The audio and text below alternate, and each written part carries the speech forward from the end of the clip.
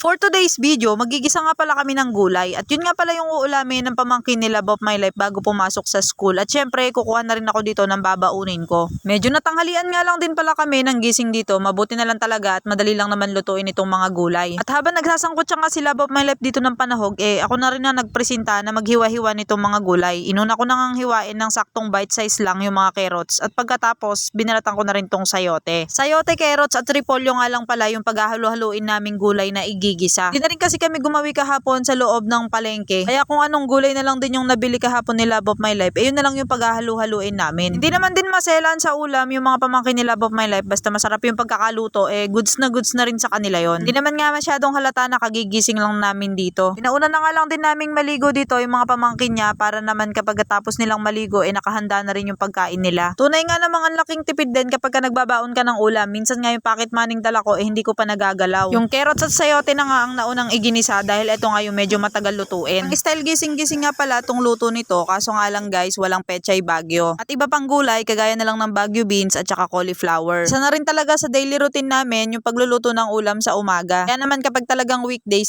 dito na kami natutulog kila Love of My Life at kapag ka weekend naman, doon naman kami sa bahay namin. Kuha pa nga pala tong video na to nung araw ng Biyernes. Dahil nga araw-araw naman tayong busy-busyhan, kapag ka walang pasok na lang din tayo nakakapag-edit ng mga vlog. Naglagay na nga lang din pala kami dito ng isang sachet ng oyster sauce. Naman kahit papano medyo maging balanse yung lasa, hindi lang puro alat, kundi meron ding konting tamis. So yun nga, tabang inihintay kong matapos maligo yung pamangkin nila Bob My Life, humigop muna ako dito ng kape. Naman kahit papano, mainitan ng konti yung sikmura bago maligo. Iba na rin kasi talaga yung lamig dito sa lugar namin. Diyan ba sa lugar nyo guys, malamig na din ba? Fast forward na nga ulit tayo guys, pagkatapos ko ang maligo, pumunta na ako kaagad dito sa my favorite place ko na kung saan palagi nyo namang nakikita sa mga vlog na ina-upload ko. Dito ako madalas mag-ayos ng sarili. Dito ako nag-aayos ng buhok at dito rin ako nagsusuot ng sapatos. Kung makikita nyo nga, napakatahimik ng aso naming si Dylan, bali pinapanood niya lang ako habang gumagaya. Pansin ko rin kasi na nanginginig siya, kaya siguro nananahimik dahil maginaw nga dito sa amin. Sabi mo nga talaga napakabilis ng araw dahil parang kahapon lang ka-upload ko lang ng vlog ko nung Monday, tapos tignan mo ngayon Friday na naman.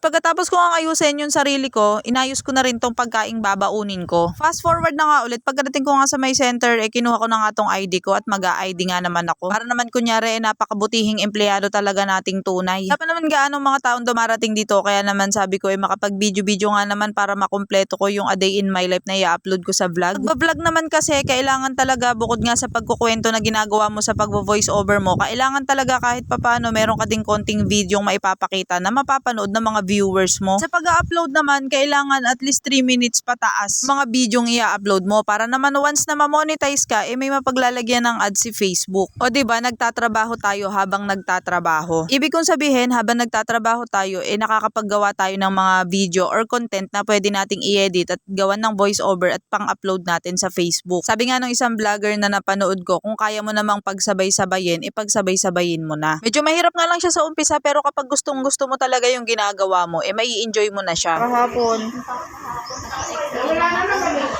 May x-ray ka na?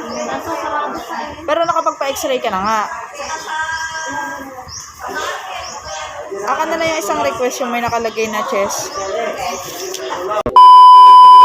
So yun nga't pagdating nga ulit ng hapon guys, nagdadrive na ulit ako pa uwi. Diba minsan talaga mas magandang madami tayong ginagawa para hindi natin namamalayan yung oras. Sundo ko na nga din si Love of My Life ngayon at dahil nga weekend naman bukas, sa bahay na nga pala kami matutulog ngayon. Ayan o, ganyan.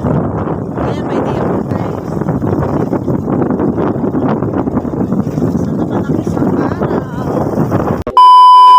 Sapit nga ng gabi, sinundo ko nga pala yung kapatid ko sa bayan ng Santo Domingo at dumaan na nga pala kami dito sa may bilihan ng maiinom dahil inutusan nga pala kaming bumili ng alak. Alam nyo naman guys, dahil nga weekend nga bukas, tamang chill lang ulit yung mahal kong ina kasama yung mga tita ko at syempre kasama si Love of My Life. Tamang kwentuhan at banding lang din naman sila kapag doon kami natutulog sa bahay.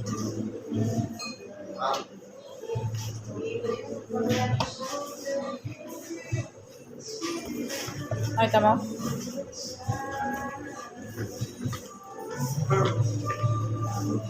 Blaga, baka malaglag na ayip ka. Nahawa kami basket.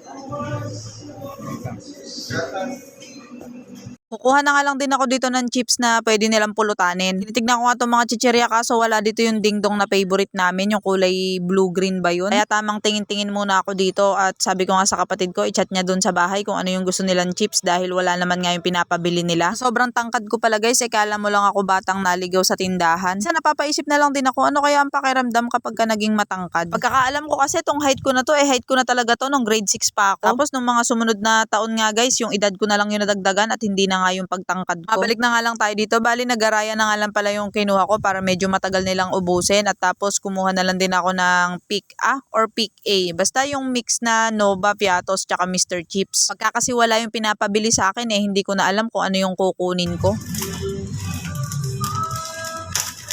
Pero okay na to.